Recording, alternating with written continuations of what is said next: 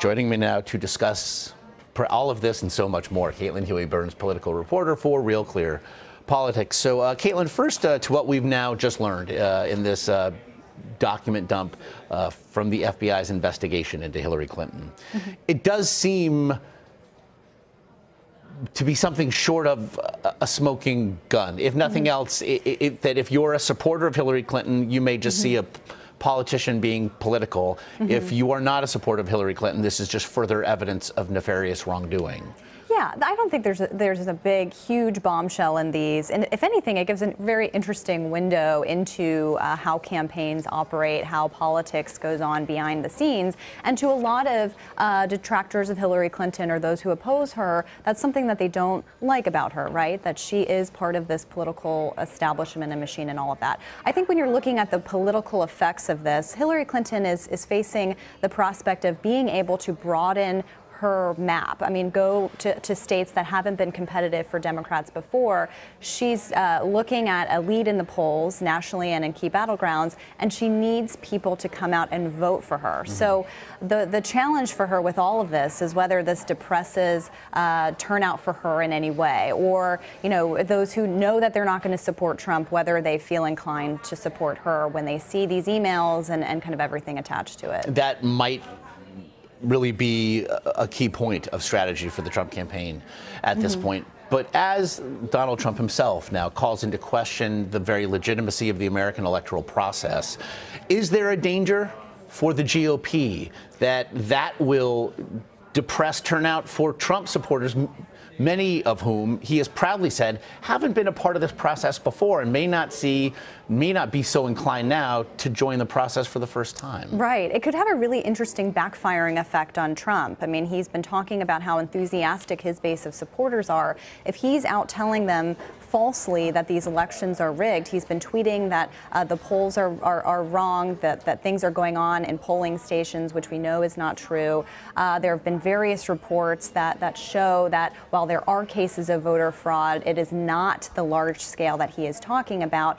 And a lot of Republicans, quite frankly, have reason to be concerned about this kind of messaging coming from a major party nominee.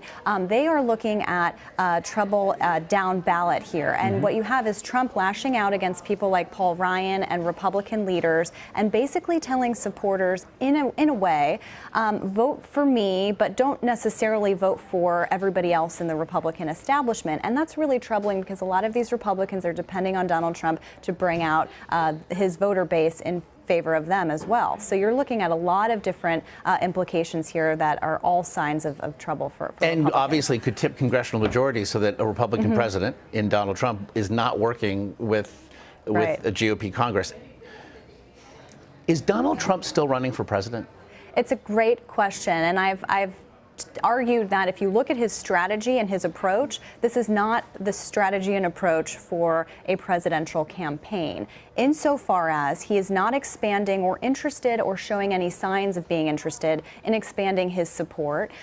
Going after the media to the extent that he is a primary strategy in Republican primaries, not a winning strategy for presidential campaigns.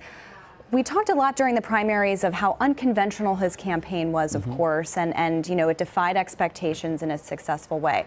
Those are the primaries, and we saw that he did well in the polls then, and he won primaries. Right now, if we're looking at the data that we have in polling, this is not a winning strategy. He's behind nationally and in key battleground states. He has not been able to break 40% if you look at the aggregate of polls. And so all the information we have right now, it looks as though he is not waging a real presidential campaign.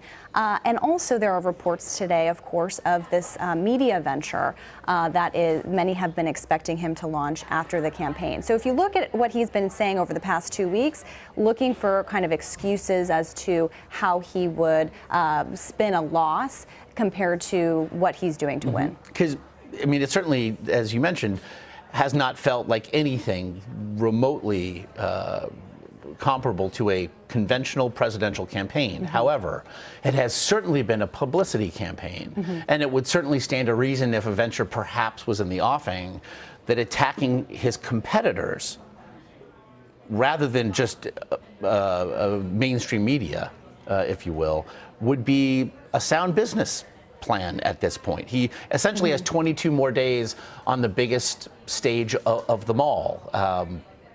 Does it? It seems to line up more. It seems to fall more in line with that idea. And when you look at how Trump operates and the message that he's been putting out, you know, he has not promoted over the past year a message of losing, right? And so he's looking for ways to explain how a loss would happen and how he could kind of survive that, how his brand could survive that. Douglas Brinkley, though, a presidential historian, has said he's never heard something like this from a major party candidate since 1860. We know what happened next. We've heard now reports of attendees at Trump campaign functions with Donald Trump, Mike Pence, calling for revolution in meet and greet scenarios. Look, we know what happened in 1860. How concerned should we be about what's going to happen in 2016? This is going into very dangerous territory. You have a major party nominee directly undermining the democratic process. Our tradition is a peaceful transfer of power. We were talking earlier about someone at a Mike Pence town hall saying that this person wanted to start a revolution if Hillary Clinton was elected, and kind of, you know, there was nothing that Pence could say to deter her from that thought. And if you see, she didn't seem to be speaking metaphorically either. I mean, she knew what she was saying. It's a very dangerous time, and I think when you have Donald Trump actively promoting this kind of thing, you have lots of reason to be concerned about what happens after November 8th, and I think that's what people are starting to try to figure out right now. And we will continue to try to figure it out for 22 more days at the very least. Caitlin Huey-Burns, as always, we appreciate it. Thank you.